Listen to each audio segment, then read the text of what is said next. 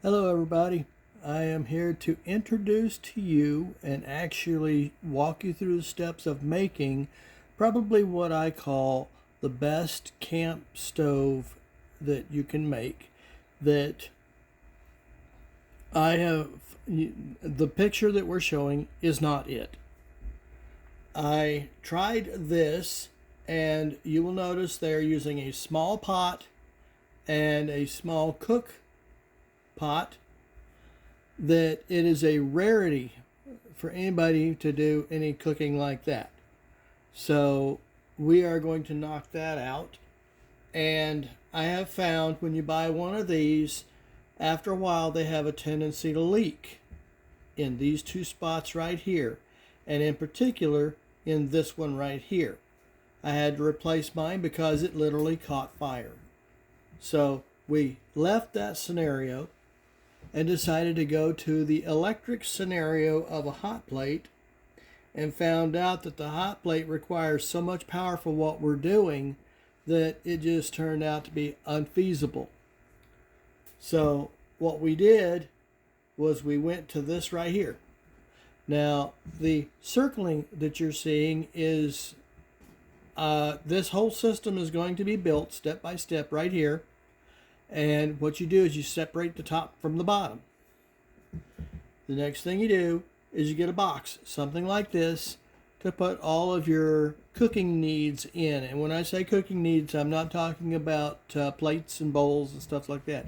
I'm talking the pots and pans and everything.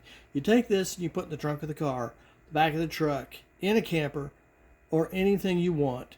And this can actually be set up on a table. It can be set up on a camping table when you go out to the lake.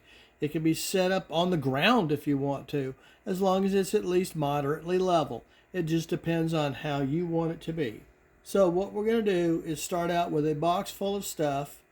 And if you take a look inside this, you can see I have my coffee pot, my pot full of pots, some seasoning and stuff like that. Well, what you do to make this thing work well for you, because that's what we want it to be, something that, yeah, let's go, because this thing is nice and easy to use. So let's get the contents out of the box. First off, we have our pot. You lift the lid. There's your 2 coffee cups. There's a little boiling pot. There's a skillet underneath it, and this is all covered by this lid down here, of course.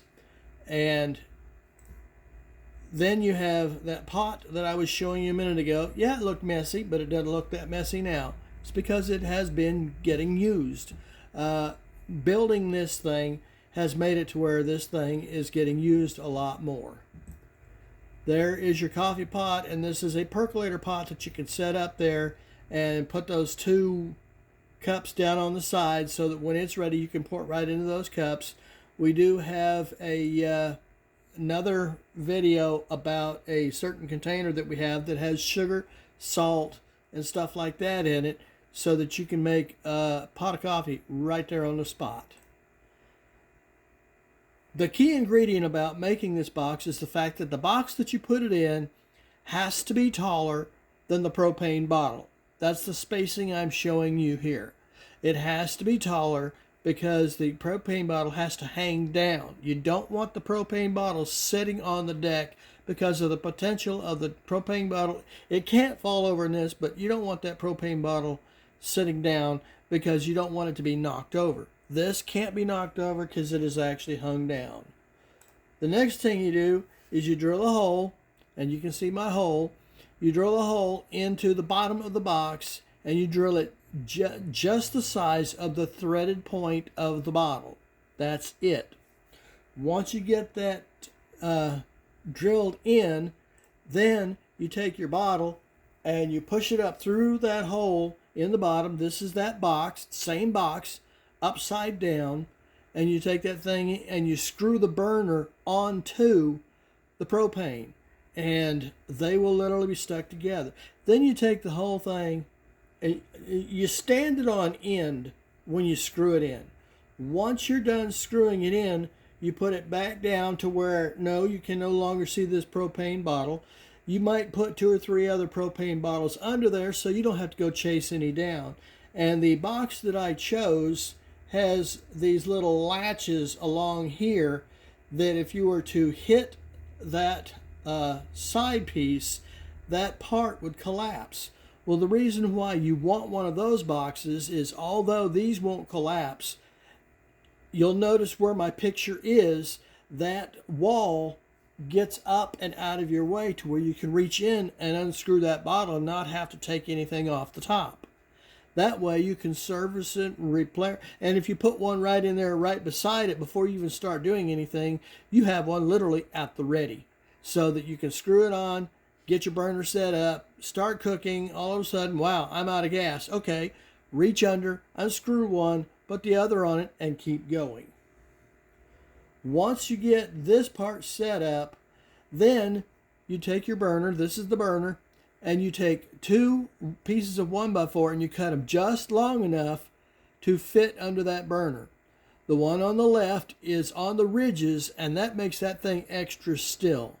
You could, in fact, take this one, grab it by the burner, and pick the whole box off the table. It would be extremely stiff, extremely rigid, extremely ready for cooking. Now that we've got that box set up and the control in front of us, by the way, you can take this thing and you can spin it completely around because everything is totally adjustable. You want the burner closer to you, you can do that just by rotating the box around and mounting this thing on the other direction. That brings right up next to you. I don't care for that, and the wife doesn't care for that because it takes away all of her work area. She wants work area when it comes to cooking on this thing. Now, let's go to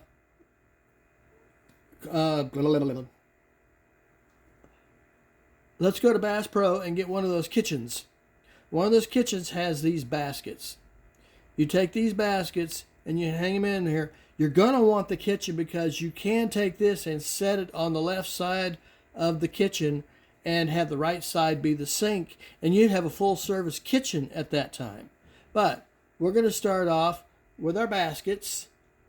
Then we're going to add salt, pepper, seasoning, and more seasoning to the right side.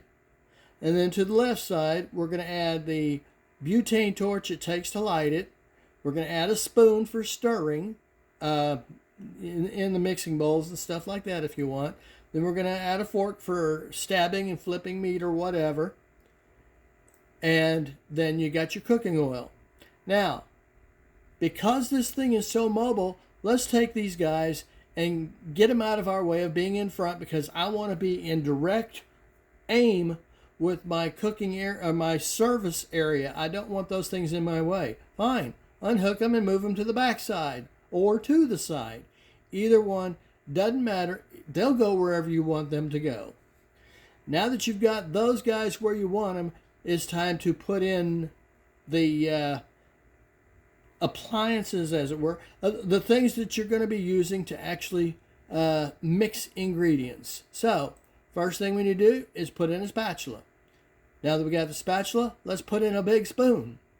Now that we got the big spoon, let's put in a wooden paddle spoon. Obviously, you're going to want to flip some meat, and you don't want to scour into the pan, so let's put in a set of tongs. You now have that set up. You have all your stuff beside you. You have all your stuff in front of you. And look at this service area. Granted, it still has some plastic on it, so we're going to get rid of that plastic and put some food on it. How is that for being totally mobile? Putting it on a park bench, putting it on the ground, putting it anywhere you want, and being able to actually cook off of it. That's not bad. By the way, it's time to flip the meat. Let's cook and let's have fun. This is how you do it, and this is what I call the perfect camp kitchen. That ain't bad. Talk to you later.